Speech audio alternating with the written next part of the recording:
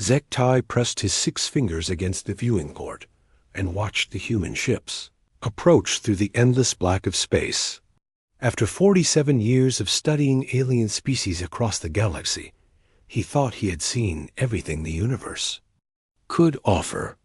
The sleek vessels moving toward the neutral station looked ordinary enough, their hulls gleaming silver against the star field. Nothing about them suggested anything unusual or dangerous. The lead ship identified itself as the UES Defiance under the command of Captain Jake Morrison. Standard diplomatic protocols had been followed perfectly. The humans had responded to every communication with proper respect and genuine curiosity. Their initial data packets contained art, music, mathematical proofs, and star charts that showed a species eager to learn and share knowledge with the greater galactic community. Zektai adjusted his translation device and made final notes in his observation pad. As the senior xenobiologist for the Veltar Confederation, his job was simple: determine if these newcomers could be trusted as allies and trading partners. The process usually took 6 months of careful study, but he expected the humans to pass with little difficulty. Every preliminary assessment suggested they were exactly what the galaxy needed: another peaceful civilization, ready to contribute to the growing network of cooperative worlds. The docking procedures went smoothly. Captain Morrison was a tall man with graying hair and calm brown eyes that seemed to take in everything without judgment. He wore a simple blue uniform with minimal decorations, suggesting a culture that valued function over ceremony. His handshake was firm, but not aggressive, and his smile appeared genuine. Dr. Lisa Bennett served as the chief human diplomat. She was a woman of medium height, with auburn hair pulled back in a practical style. Her voice carried warmth and intelligence. As she explained humanity's hopes for peaceful contact, she spoke of her people's desire to learn from older civilizations and share their own discoveries in return. Her words matched perfectly with the cultural profiles Zektai had reviewed. The formal meeting took place in the station's main conference chamber. Representatives from 12 different Confederation species sat around the curved table, each bringing their own perspectives and concerns. The humans presented themselves with quiet confidence, answering every question with thoughtful honesty. Commander Ryan Phillips demonstrated their technology with obvious pride. Their computers were fast and efficient, their medical knowledge was impressive, and their engineering solutions showed creative thinking. Nothing they showed exceeded Confederation standards, but everything displayed competent craftsmanship and careful attention to detail. These were clearly people who took pride in their work. Jake Morrison spoke about humanity's journey to the stars. He described their home world as a blue-green planet with diverse climates and abundant life. He mentioned their history briefly, referring to ancient conflicts that his people had learned from and moved beyond. The way he spoke suggested those days were long past, barely worth mentioning except as examples of how far they had evolved. Bennett shared recordings of human music and poetry. The songs were beautiful, filled with themes of hope, love, and wonder at the universe's beauty. Their literature spoke of dreams and aspirations, of building better worlds for their children.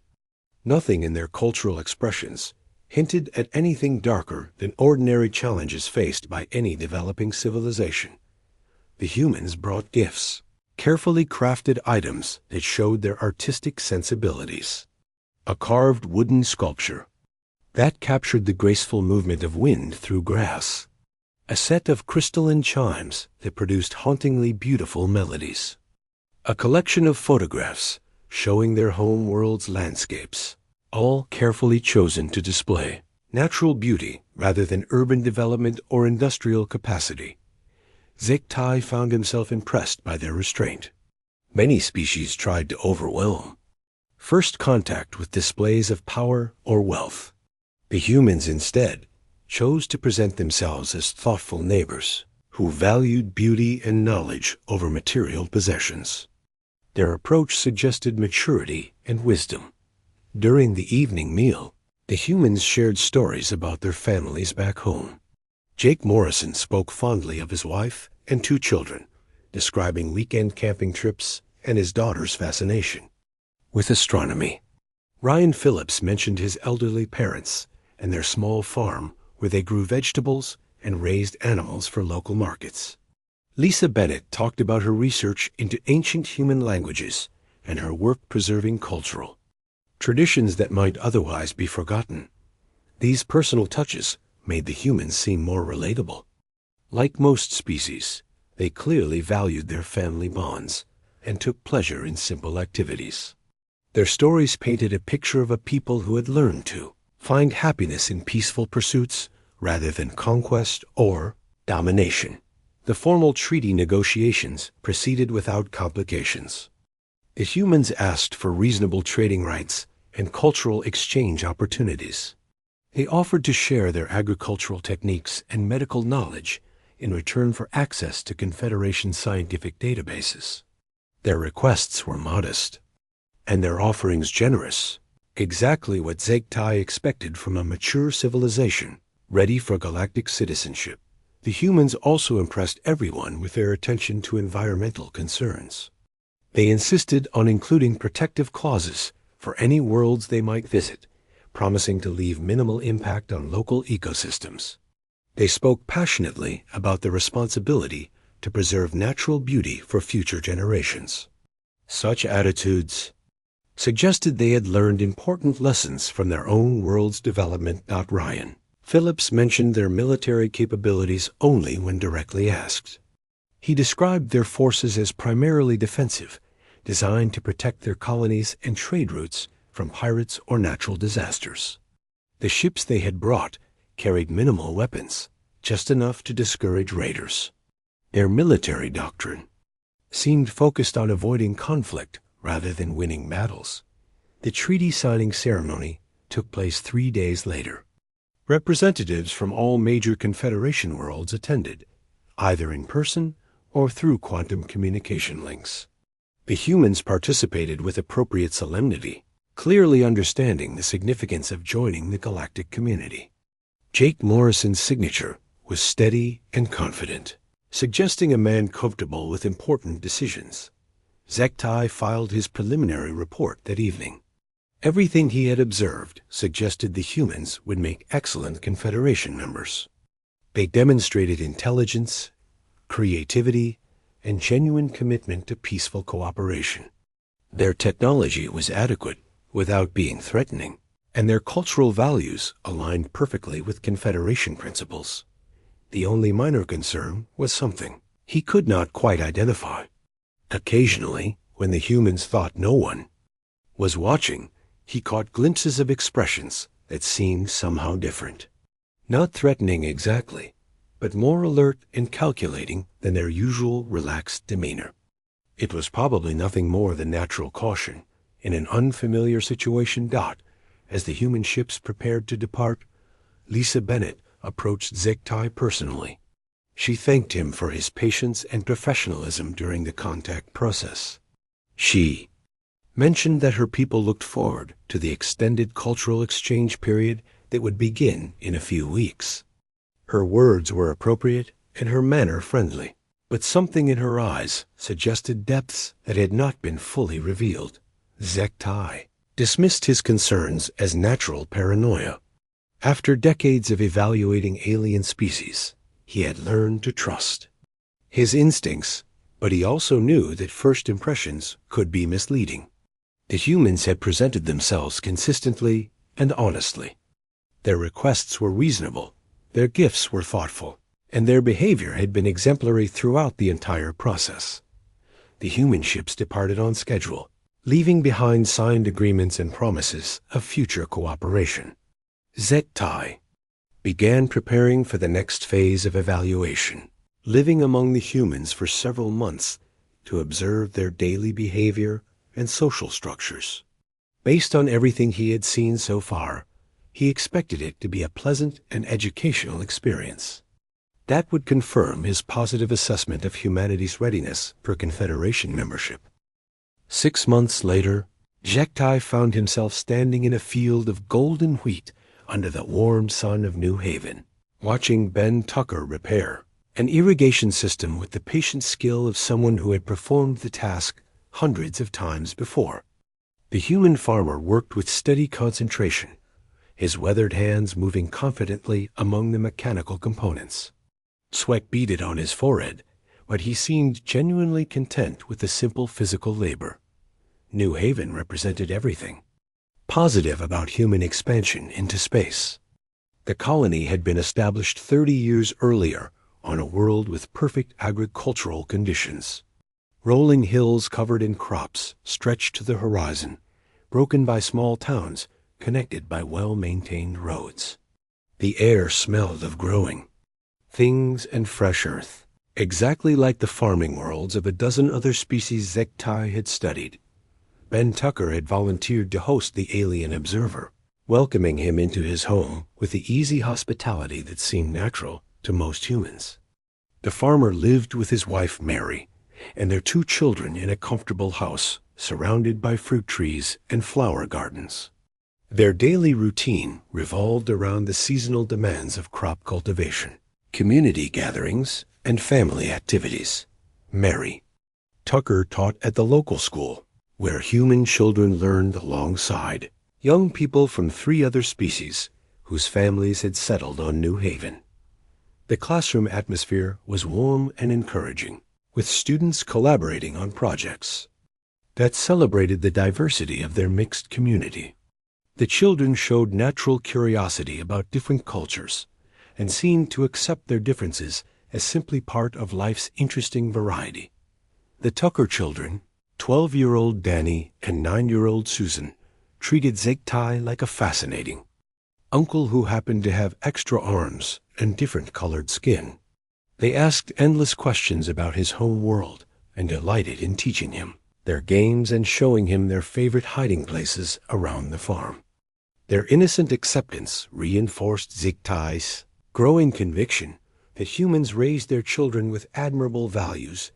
Evening meals at the Tucker household became highlights of Zhiektai's observation period. The family gathered around their kitchen table to share food and conversation, discussing the day's events with genuine interest in each other's activities. Ben might describe challenges with his equipment or plans for the next season's planting. Mary would share stories about her students' progress or amusing incidents from the classroom. The children contributed their own perspectives with the earnest importance that young people brought to their concerns. Dr. Amy Foster lived in the nearby town of Greenfield, where she served as the colony's official historian and cultural preservation specialist. Her small office was filled with books, documents, and artifacts from human history, carefully maintained to help future generations understand their heritage. She spoke passionately about humanity's journey from their primitive origins to their current peaceful civilization. Amy explained that humans had once been a warlike species, prone to settling disputes through violence and conquest. Ancient records described terrible conflicts that had devastated entire regions of their home world.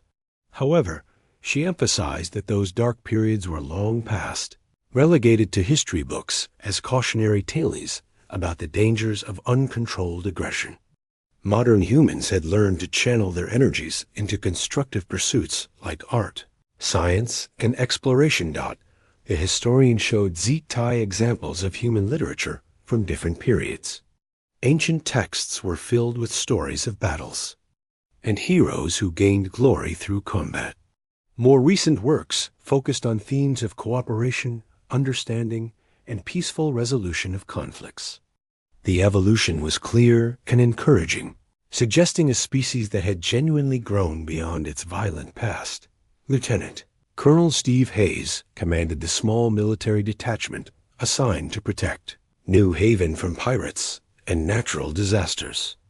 His office was modest and functional, decorated with a few personal photographs and commendations for service during humanitarian missions. He spoke about his duties with the matter-of-fact professionalism of someone who saw military service as simply another form of public service. Steve explained that human Military doctrine had evolved significantly over the centuries. Modern forces focused primarily on defensive strategies, disaster relief, and peacekeeping operations. Their weapons were designed to disable rather than destroy whenever possible, and their training emphasized minimizing casualties on all sides of any conflict.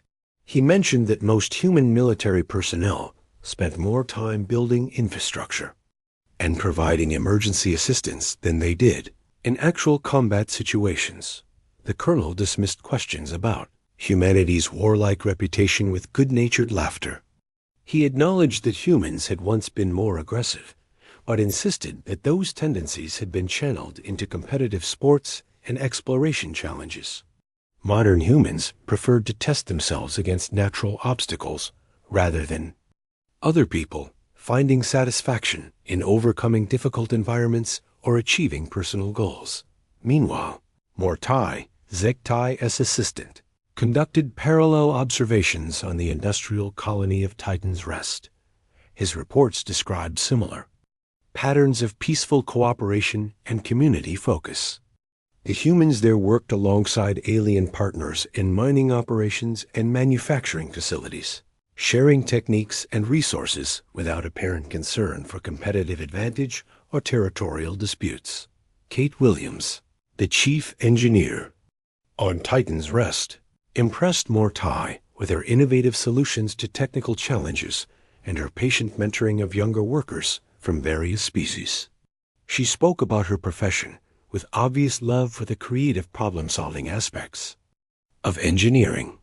Her designs prioritized safety and efficiency over raw power, reflecting values that emphasized long-term sustainability rather than short-term gains. Frank Murphy served as the elected representative for Titan's Rest, handling diplomatic relations with neighboring colonies and trade negotiations with Confederation worlds. His approach was consistently fair and transparent, seeking solutions that benefited all parties rather than advancing purely human interests. He spoke frequently about the importance of building trust through honest dealing and reliable performance. Zektai and Mortai noted how readily the humans discussed their historical mistakes. They seemed almost eager to acknowledge their species' former tendency toward violence, presenting it as evidence of how much they had grown and matured. This willingness to confront uncomfortable truths about their past struck both observers as a sign of genuine wisdom and moral development. The humans also demonstrated remarkable patience with the lengthy observation process.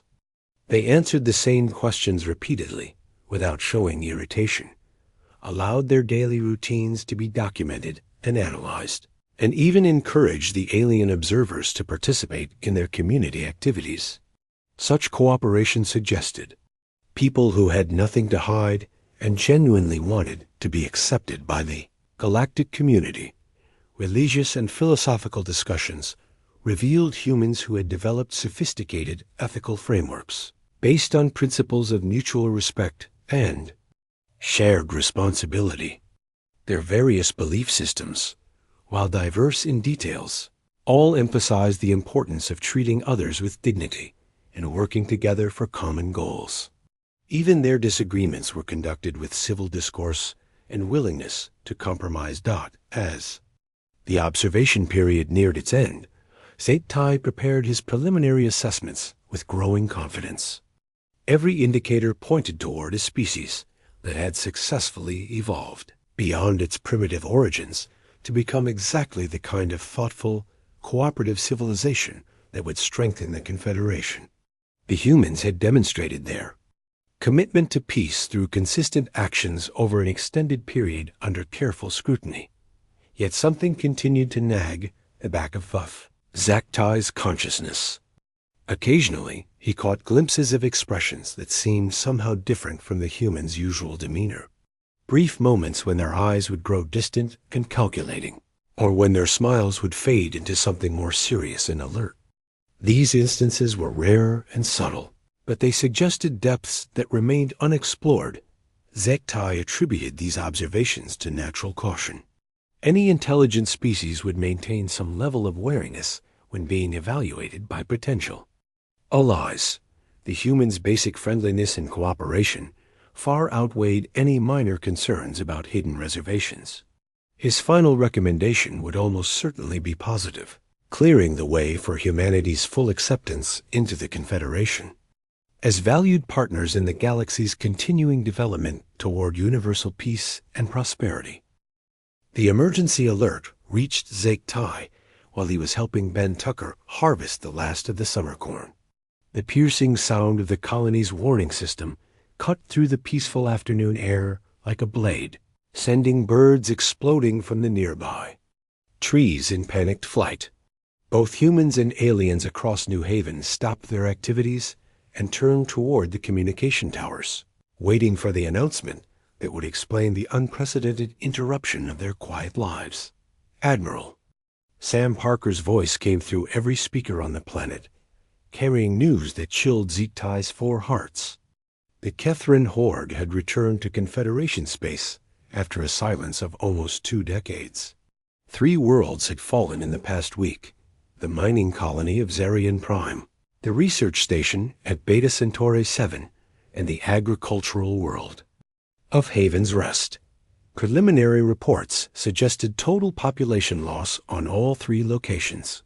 Ben Tucker's reaction was immediate and disturbing.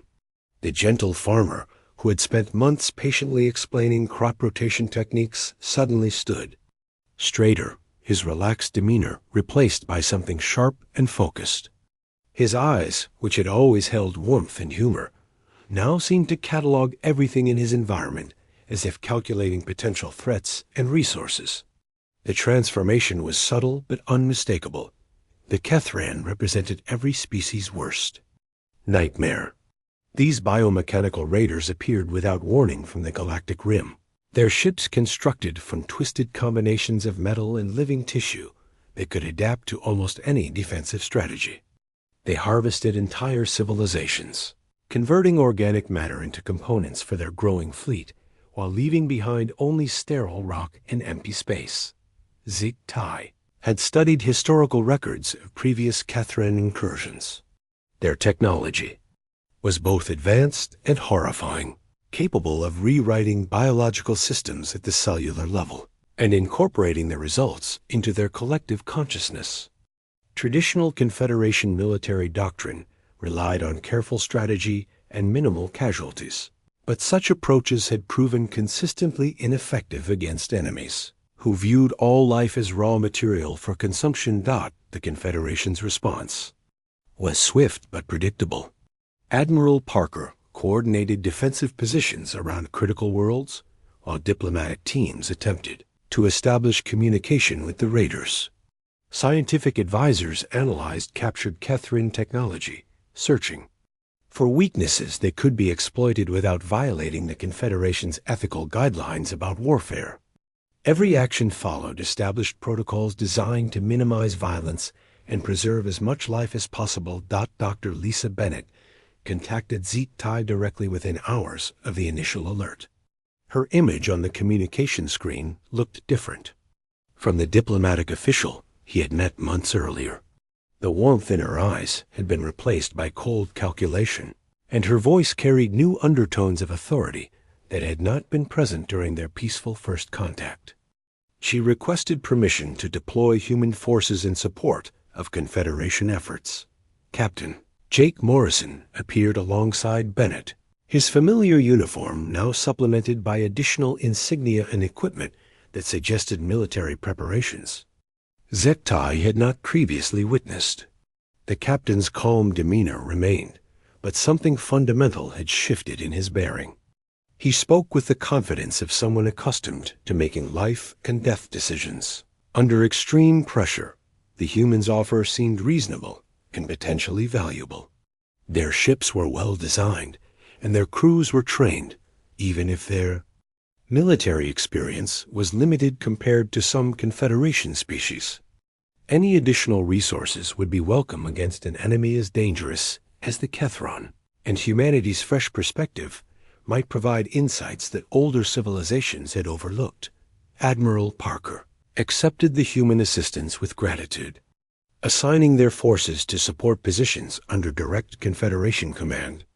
The arrangement appeared to satisfy everyone's concerns about maintaining proper authority structures while utilizing all available resources. Standard integration protocols were implemented to ensure smooth coordination between human and Confederation units. Zegtai requested permission to accompany the Joint Task Force as an official observer. His role in evaluating humanity's Confederation membership required him to witness how they performed under genuine stress, and the current crisis provided an unprecedented opportunity to observe their true character when faced with existential threats. The journey to the combat zone took 3 days aboard the Confederation command ship Unity's Dawn. During the transit, Zegtai watched the humans prepare for battle with growing unease.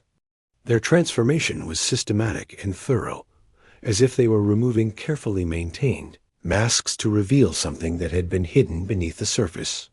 Ben Tucker appeared on the ship's roster as a demolition specialist with extensive experience in structural engineering and explosive placement.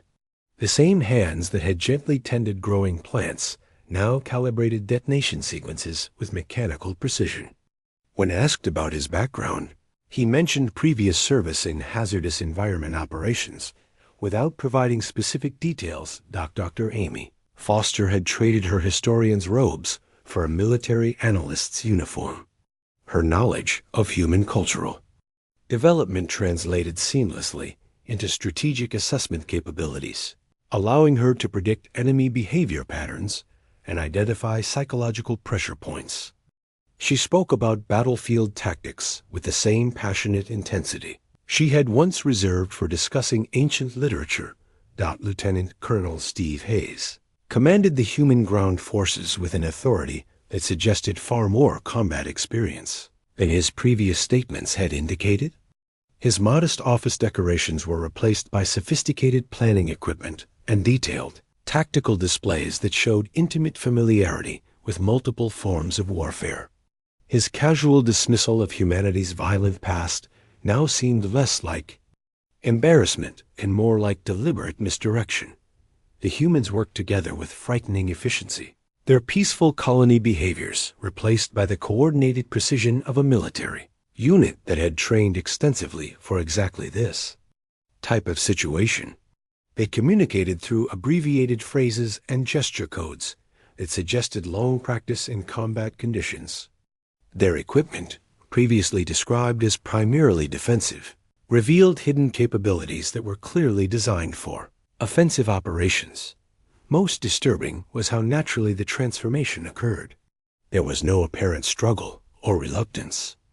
As the humans shifted from their peaceful personas to their military configurations, the change seemed as simple and automatic as putting on different clothing for different weather conditions.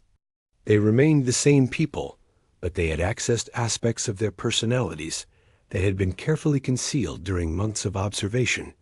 Kate Williams arrived from Titan's Rest with engineering solutions that had clearly been prepared well in advance.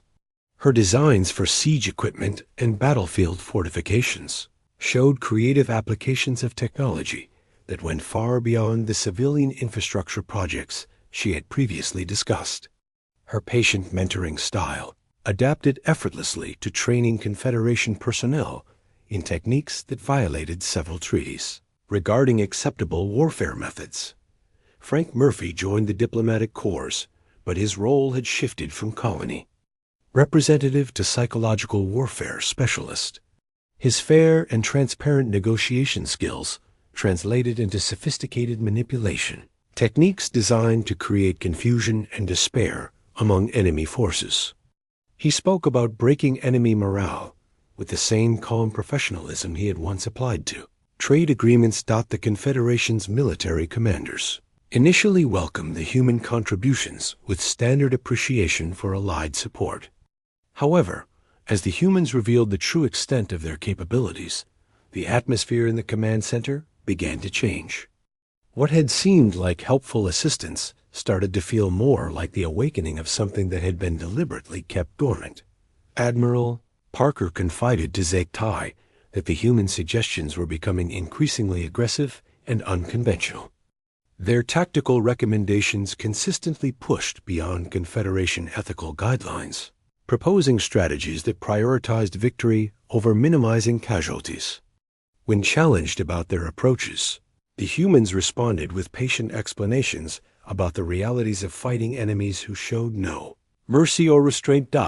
As Unity's dawn approached the contested system where Kethran forces were consolidating their position, Zektai realized that his months of careful observation had revealed only one facet of human nature.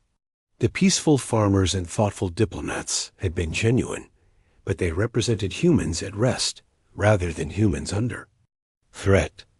The creatures preparing weapons in the ship's armory were the same people, but they had awakened capabilities that completely changed their fundamental character.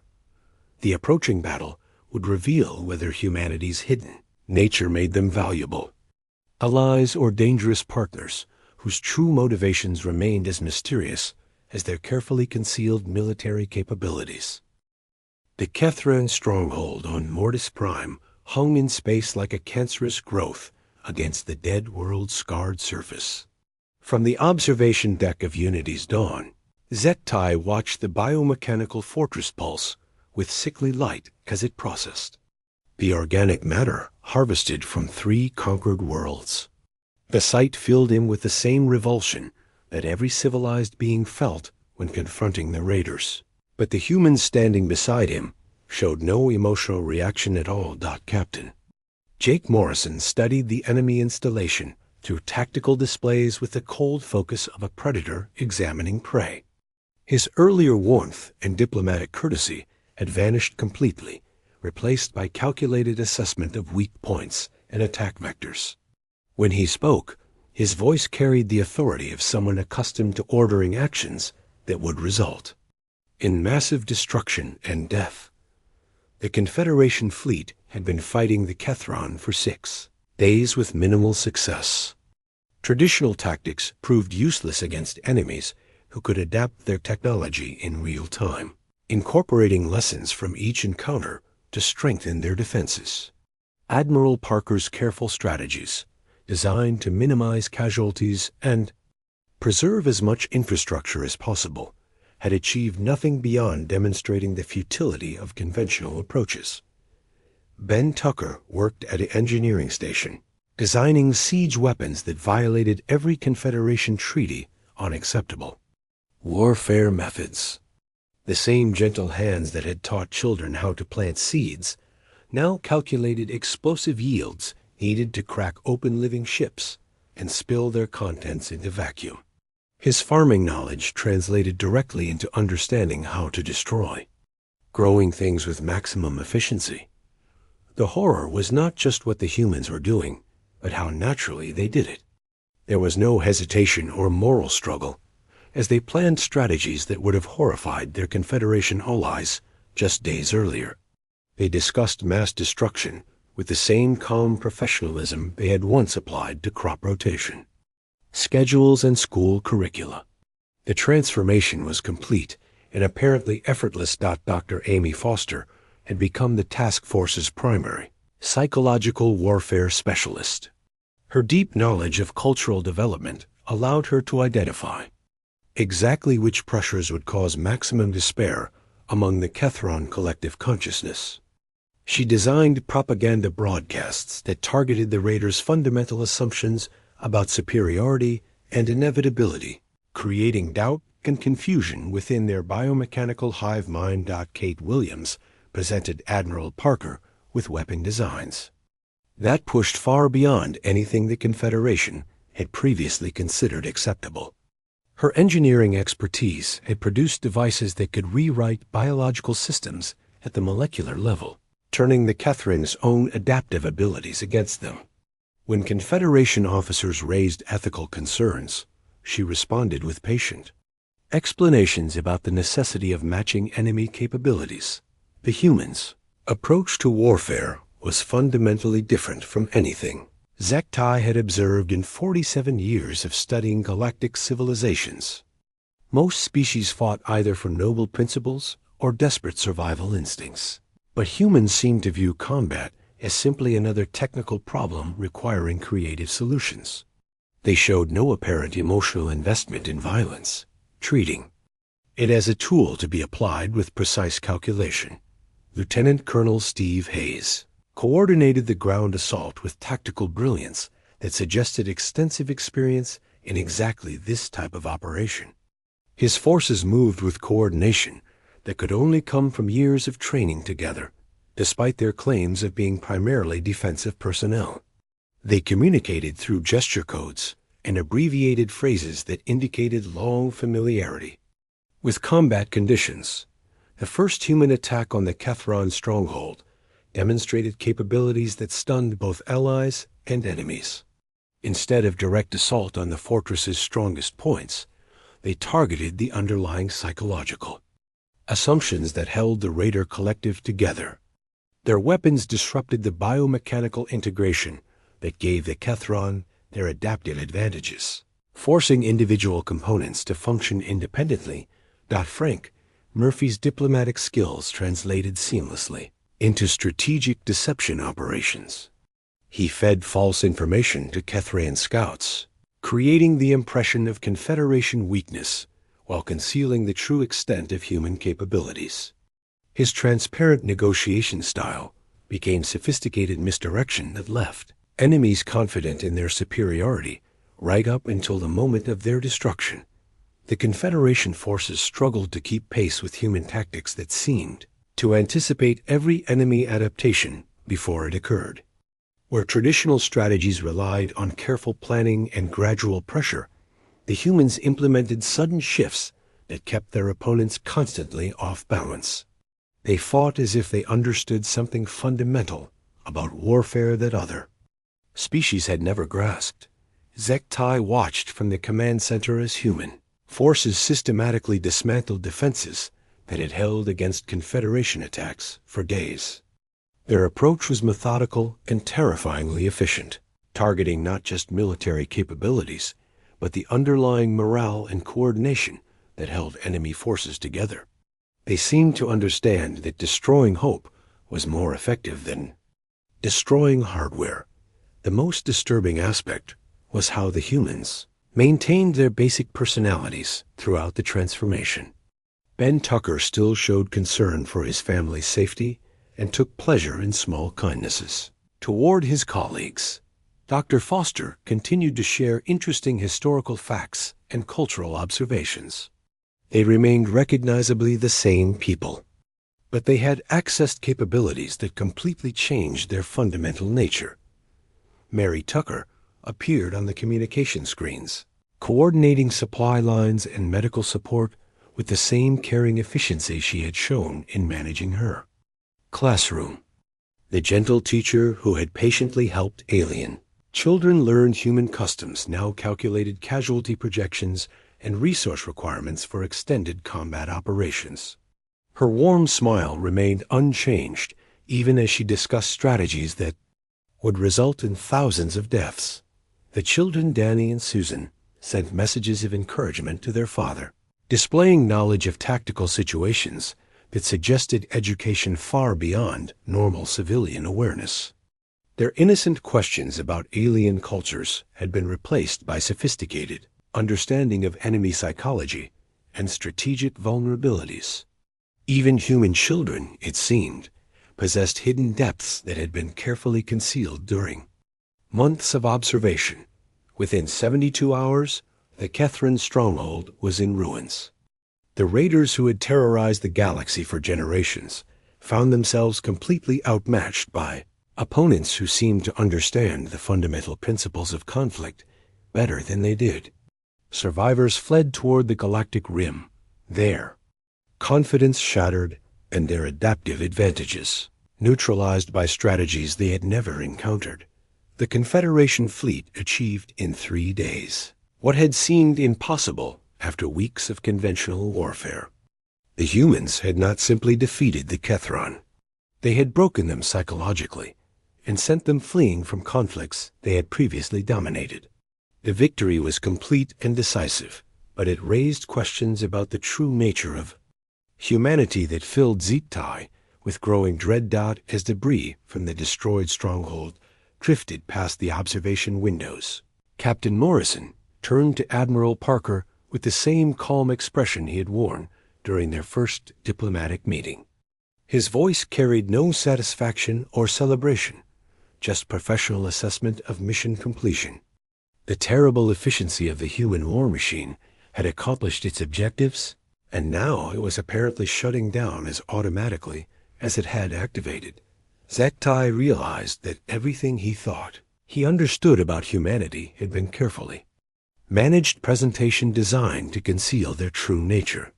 The peaceful farmers and gentle diplomats had been genuine, but they represented only one aspect of creatures capable of perfect violence when circumstances required it.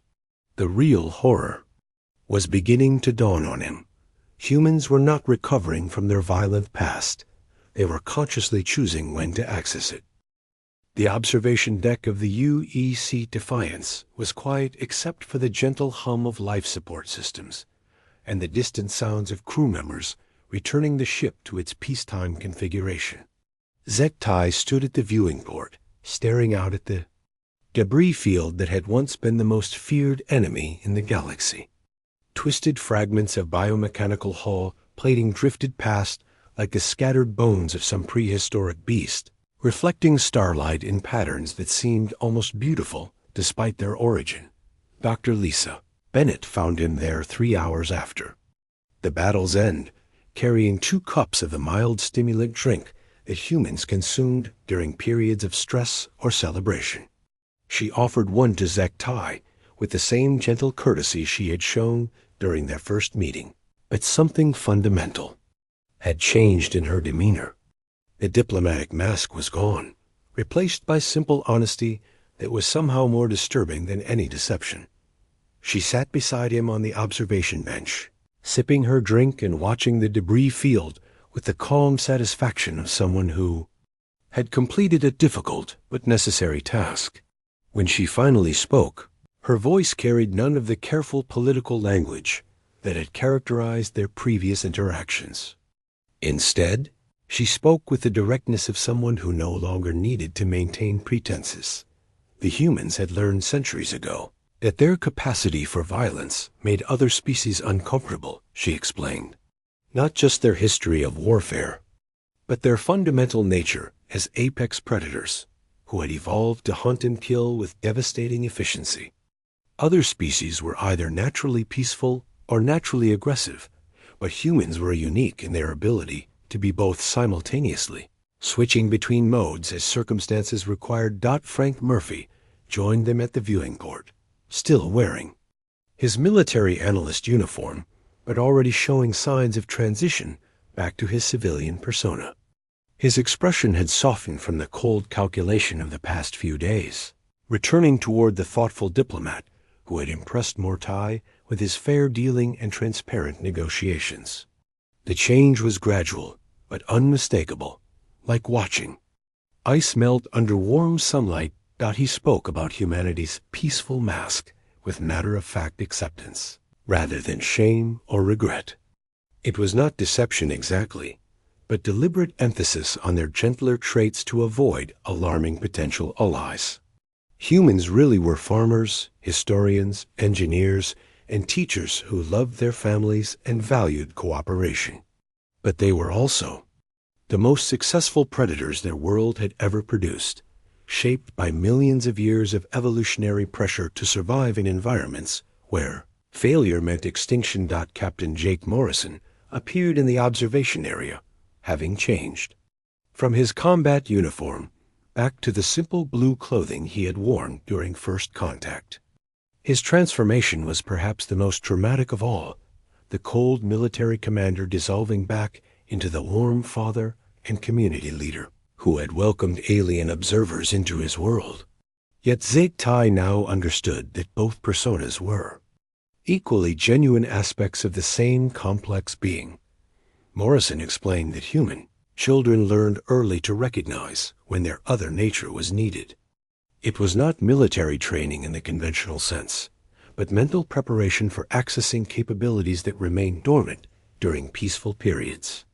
Human entertainment was filled with stories of conflict and survival because they needed to keep those instincts sharp without actually using them. Every human ran thousands of combat simulations in their minds, not from paranoia, but from practical recognition that someday they might need to wake up their predatory heritage. Captain revealed that every human settlement included individuals with specialized combat knowledge disguised as civilian occupations. Ben Tucker's farming expertise translated directly into demolitions work because both involved understanding how things grew and how they could be destroyed.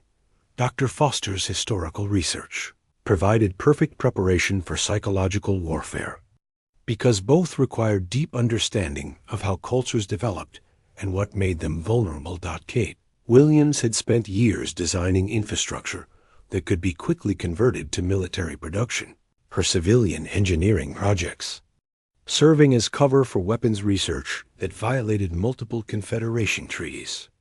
Mary Tucker's educational methods included subtle conditioning that prepared children for the possibility of activating their predatory instincts while maintaining their capacity for peaceful cooperation. Even human children possessed knowledge that would have horrified other species. The most disturbing revelation was how naturally the transformation occurred. Humans did not struggle with moral conflict about violence because they had never actually abandoned their warrior nature. They had simply learned to control it, accessing it only when genuine threats emerged. The peaceful farmers and gentle diplomats were not recovering from their violent past. They were consciously choosing peace while maintaining their capacity. For Perfect War. Dr. Bennett described human psychology with clinical detachment that made Zegtai's skin crawl.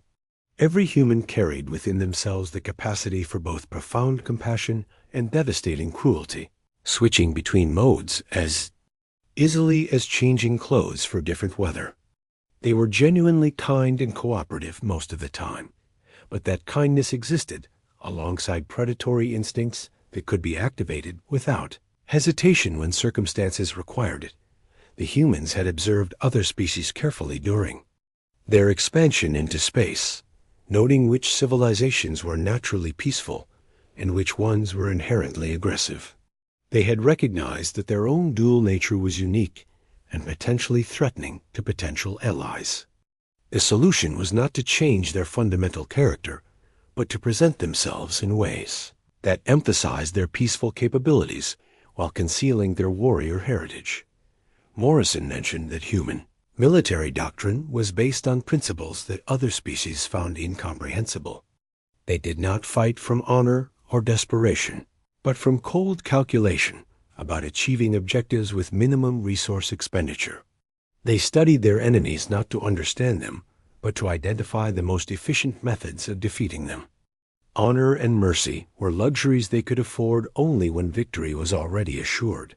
The conversation continued as more humans joined them at the observation area, each one displaying the same gradual transition from military efficiency back to civilian warmth. Steve Hayes spoke about the psychological preparation required to maintain dual natures without developing mental instability. Humans learn from childhood to compartmentalize their capabilities, keeping their predatory instincts separate from their daily personalities until circumstances demanded their activation. Amy Foster described the careful cultural programming that allowed human civilization to function, despite carrying such dangerous potential within every individual. Their literature, music, and art all served multiple purposes, celebrating their peaceful achievements while simultaneously maintaining cultural memory of their warrior heritage. Every human knew stories of ancient battles and modern conflicts, not from glorification of violence, but from practical recognition that such knowledge might someday be necessary. The humans explained that their diplomatic behavior during first contact had been calculated to present themselves as harmless neighbors, while gathering intelligence about Confederation capabilities and weaknesses. Every question they had asked and every story they had shared served dual purposes, building trust while acquiring information that could be used if cooperation proved impossible. Zektai finally understood why certain human expressions had seemed somehow different during his months of observation. Those brief moments of alertness and calculation had been glimpses of their true nature showing through the peaceful facade. The humans had been constantly evaluating their environment for potential threats and opportunities, maintaining situational awareness even during apparently relaxed social interactions. Bennett revealed that humanity's expansion into space had been guided by long-term strategic planning that considered eventual conflicts with other species as inevitable. Their colonies were positioned to provide mutual support during military operations. Their trade routes were designed to facilitate rapid deployment of forces, and their civilian infrastructure could be converted to military production within days. Every aspect of human civilization was optimized for both peaceful cooperation and total war. The most chilling revelation was that humans viewed their current peaceful period not as permanent achievement, but as temporary respite. They expected eventually to encounter enemies that could not be defeated through diplomacy or deterred through demonstration of strength. When that day came, they would activate their full military potential without hesitation or regret, becoming the apex predators that evolution had designed them to be. Morrison explained that humanity's greatest advantage was not their technology or their tactics, but their willingness to do whatever was necessary to ensure their survival.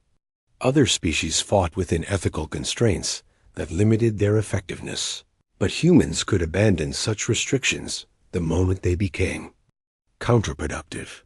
They maintained moral principles during peacetime, but discarded them instantly when facing existential threats.